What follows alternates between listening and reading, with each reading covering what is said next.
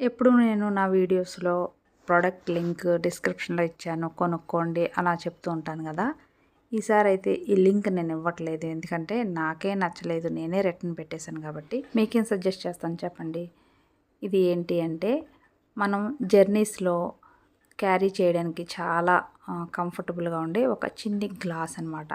Idea అయితే చాలా బాగుంది, కానీ ఈ ప్రోడక్ట్ వచ్చిన తర్వాత చూస్తే అది ఏమాత్రం యూజ్ అవ్వదు అని నాకు అర్థమైంది. చూడడానికి చూసారే ఎంత బాగుందో, ముద్దుగా ఉంది.